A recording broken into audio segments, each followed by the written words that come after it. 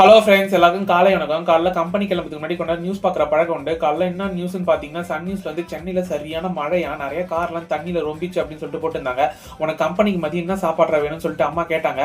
பிரிஞ்சி இல்லைனா தக்காளி சாதம், இது ரெண்டுத்துல எதனா ஒன்று செய்யுமான்னு சொல்லிட்டு சொன்னேன். சரி பிரிஞ்சியே செய்யறேன்னு சொல்லிட்டு சொன்னாங்க.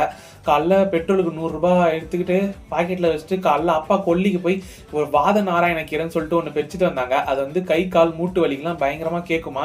சரி அப்பா அடிக்கடி இந்த மாதிரி நாட்டு மருந்துலாம் அதிகமாக சாப்பிடுவாரு.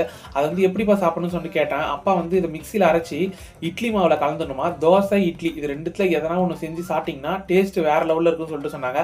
ரொம்ப நாளாக ஆஃப் பாயில் சாப்பிட்டு ஆச்சு அப்படின்னு சொல்லிட்டு அம்மா கிட்ட ஒரு ஆஃப் பாயில் போடுமா அப்படின்னு சொல்லிட்டு சொன்னேன். அம்மாவும் ஆஃப் பாயில் போட்டு கொடுத்தாங்க. இப்போ கூட முட்டை விலைலாம் ஏறி போச்சு. அதை வந்து ஆஃப் பாயில் எப்படி வந்து சாப்பிடணும்னு பார்த்தீங்கன்னா அதுக்கு ஒரு ப்ரொசீஜர் இருக்குது. அழுங்காமல் குழுங்காமல் அப்படியே வாயில் எடுத்து போட்டுடணும். பிரிஞ்சி ரெடி ஆயிடுச்சு. அம்மா வந்து பிரிஞ்சி எடுத்தாந்து கொடுத்தாங்களா, டேஸ்ட்டு வேற லெவலில் இருந்தது. இன்னைக்கு அப்பாவுக்கு நான் தான் தோசை ஊற்றி தரணும். ஏன்னு பார்த்தீங்கன்னா அம்மா வந்து இன்னைக்கு ஏதோ வேலையான்னு சொல்லிட்டு வெளியே போயிட்டாங்க. அப்பாவுக்கு வந்து இந்த வாத நாராயண கீரை தோசை எடுத்து ஊற்றி கொடுத்தேன். சரி லைட்டாக நம்ம டேஸ்ட் பண்ணி பார்ப்போம்னு சொல்லிட்டு டேஸ்ட் பண்ணேன். சிறு கசப்பு தான் இருந்தது, ரொம்ப கசப்புலாம் இல்லை. அது அப்பா கிட்ட கொடுத்துட்டு இன்னைக்கு வந்து ஏடிஎம் கார்டு வந்து தேடிங்க வந்தேன். இன்னைக்கு ஒரு 1500 ரூபாய் எனக்கு வந்து கையில் வேணும். அதனால கடைசியில் அப்பா வந்து என் கையில 1500 ரூபா இருக்குது, நீ எனக்கு ஜிபே பண்ணி விட்டுரு, நான் உனக்கு கையில் காசு கொடுத்துறேன் அப்படின்னு சொல்லிட்டு சொன்னாங்க.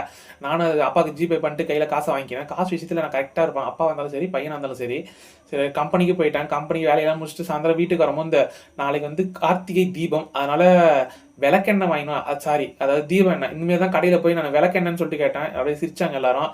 எனக்கு தெரியல அது என்னன்னு. சரி வீட்டுக்கு வந்தோடனே அம்மா கிட்ட சாயந்தரம் என்ன ஸ்நாக்ஸ்மான்னு சொல்லிட்டு கேட்டேன். அம்மா வந்து லட்டு எடுத்து கொடுத்தாங்க. எனக்கு அது பிடிக்கவே இல்லை, ஒரு மாதிரி கரடு முறை இருந்தது. சரி இந்த விளாக் உங்களுக்கு பிடிச்சிருந்தா லைக் பண்ணுங்க, சப்ஸ்கிரைப் பண்ணுங்க, ஷேர் பண்ணுங்க.